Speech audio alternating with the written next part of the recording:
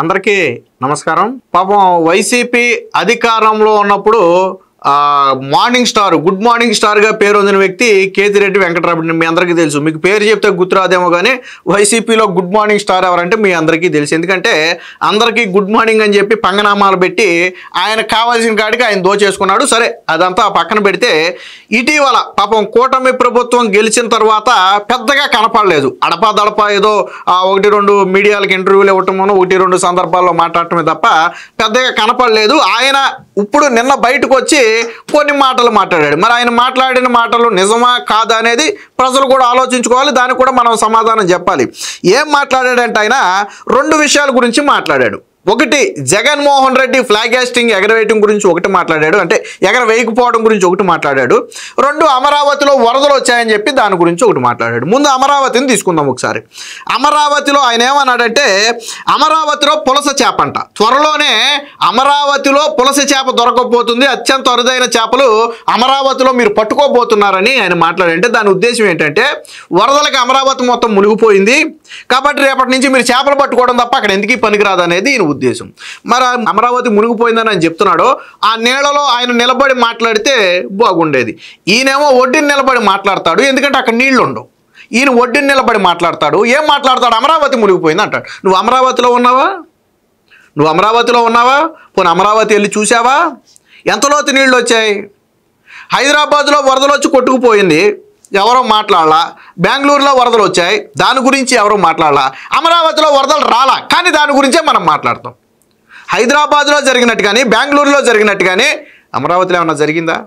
పోనీ జగన్మోహన్ రెడ్డి గత 5 ఏళ్లలో ఎన్ని పులస చేపలు పట్టుకుని వండుకు తిన్నాడు? నేను స్ట్రైట్గా కేతిరెడ్డిని అడుగుతున్నా. అమరావతిలో జగన్మోహన్ రెడ్డి గత 5 ఏళ్లలో అమరావతి ఉంది కదా, జగన్మోహన్ రెడ్డి డెవలప్ చేసినా చెయ్యకపోయినా అమరావతి అక్కడే ఉంది కదా. 5 ఏళ్లలో ఎన్ని పులస చేపలు పట్టుకు తిన్నాడు?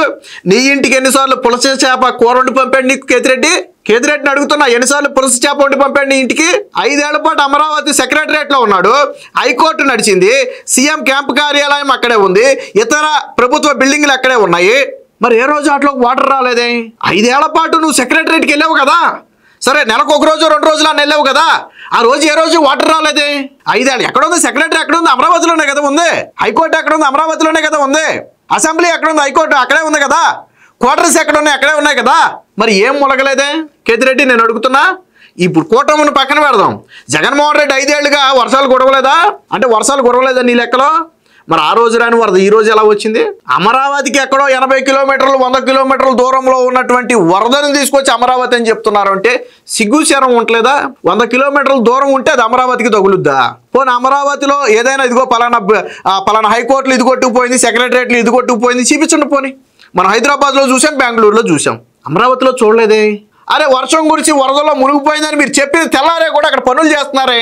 వీడియోలు తీస్తే, యూట్యూబర్లు వీడియోలు తీస్తే ఎక్కడ వాటర్ కనపడదే. మీరు కూడా డ్రోన్ షాట్ ఎక్కడో లాంగ్లో 100 కిలోమీటర్ల దూరంలో తీసుకొచ్చి దాన్ని అమరావతి అని చెప్పి గ్రాఫిక్స్ చేసి చూపిస్తారే. ఎంతకాలం గడుపుతారు ఇలా అమరావతి మీద పడి ఏడ్చినందుకే నీకు ఆగతి, జగన్మోహన్ రెడ్డికి ఆగతి, ఇద్దరికి ఆగతి పెట్టింది. అది కూడా ఒకసారి ఆయన నోటితే నేనండి ఎలా ఏమన్నాడు. అక్కడ అమరావతిలో మీకు మాత్రమే సొంతమవుతుంది అనుకున్న దాన్ని ఏమి చేపలు అంటారయ్యా? పులస. రేపొద్దున ఖచ్చితంగా 2-3 సంవత్సరాల్లో మీరు అమరావతిలో చూడబోతున్నారు. అప్ స్ట్రీమ్ కి ఇవ్వబోతున్నాయి, అదే పులసలను మీకు అమరావతి దాంట్లో మీకు పట్టించి మీ అందరికి ఇవ్వబోతున్నాం. అది ఆయన మాట్లాడింది.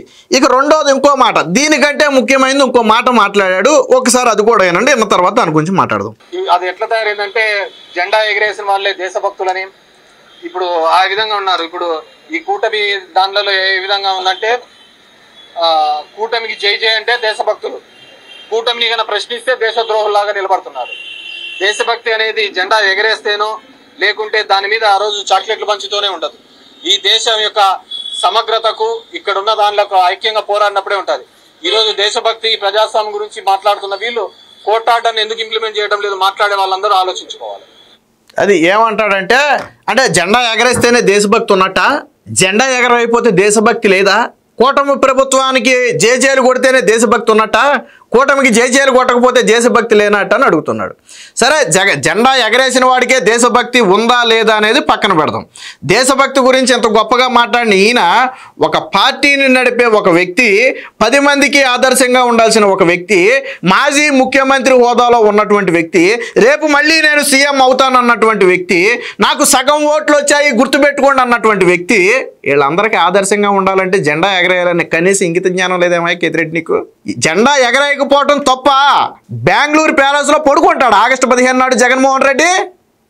దేశం మొత్తం స్వాతంత్ర దినోత్సవాలను ఘనంగా జరుపుకుంటే ఈయన తాడేపల్లి ప్యాలెస్లో కాదు, బెంగళూరు ప్యాలెస్, మళ్ళీ బెంగళూరు ప్యాలెస్లో పడుకుంటాడు. అదేమయ్యా ఎందుకు పడుకున్నావయ్యా, వచ్చి జెండా ఎగరేయలేదంటే ఎగరేస్తేనే దేశభక్త? మరి 5 ఏళ్ళు ఎందుకు ఎగరేసాడు మొన్న జగన్మోహన్ రెడ్డి? నేను అడుగుతున్నా, ముఖ్యమంత్రి హోదాలో ఉండి ఎందుకు ఎగరేసాడని నేను అడుగుతున్నా. ఎందుకు ఎగరేశాడు? అప్పుడు మట్టికి జెండా ఎగరేస్తేనే దేశభక్తి ఉన్నట్ట, లేకపోతే లేనట్ట? చేసింది తప్పు, జరిగిన తప్పుకి క్షమాపణ చెప్పి తప్పును ఒప్పుకోవాల్సింది పోయి జెండా ఎగరేస్తేనే దేశభక్త, చాక్లెట్లు పంచితేనే దేశభక్త? అరే, చిన్న పిల్లోడు, 1వ తరగతి చదువుకునే పిల్లోడు కూడా ఆగస్టు 15 నాడు జేబుకో జెండా పెట్టుకుని వెళ్ళి జెండా వందనం చేసి సెల్యూట్ చేసి ఆ దేశ నాయకుల గురించి, ఆ రోజు ఎవరైతే స్వతంత్రం సాధించారో ఆ నాయకుల గురించి చెబితే ఇని చప్పట్లు కొట్టి ఇంటికి వస్తాడు 1వ తరగతి పిల్లోడు. ఆ మాత్రం ఇంగిత జ్ఞానం జగన్మోహన్ రెడ్డి కొద్దా? మనం చేసే పని 10 మందికి ఆదర్శంగా ఉండాలని చేస్తాం, అంతేగాని ఎందుకు చేయకూడదని ప్రశ్నిస్తే అది వితండవాదం. నరేంద్ర మోదీ ఎగరేశారు, రాష్ట్రాల్లో సీఎంలు ఎగరేశారు, ఈవెన్ షర్మిల ఎగరేసింది, బీజేపీ అధ్యక్షులు జెండా ఎగరేశారు, అన్ని పార్టీలు రాష్ట్రంలో సిపిఐ సిపిఎం దగ్గర నుంచి అన్ని పార్టీలకు చెందిన అధ్యక్షులు జెండా ఎగరేశారు. ఒక జగన్మోహన్ రెడ్డి ఎగరేయలే. ఎందుకు ఎగరేయలేదు జగన్మోహన్ రెడ్డి? అంటే వాళ్ళందరికీ ఆ రోజు జెండా ఎగరేస్తేనే దేశభక్తి వచ్చినట్ట? ప్రజాస్వామ్యంలో మనం అసలు ఆగస్టు 15 ఎందుకు పెట్టారు, ఫ్లాగ్ హాస్టింగ్ ఎందుకు పెట్టారు, కనీసం అదన్నా ఇంగిత జ్ఞానం ఉందా కేతిరెడ్డి నీకు? తెలుసా ఫ్లాగ్ హాస్టింగ్ ఎందుకు చేస్తారో ఆ రోజు? అంటే ఆ రోజు ఫ్లాగ్ హాస్టింగ్ చేస్తేనే దేశభక్తి ఉన్నట్టు చెప్పడానికే చేస్తారా ఫ్లాగ్ హాస్టింగ్? ఫ్లాగ్ హాస్టింగ్ ఎందుకు చేస్తారో తెలుసా? అందుకే చెప్పింది, 1వ తరగతి పిల్లోడుకు ఉన్నటువంటి ఇంగిత జ్ఞానం కూడా లేదు.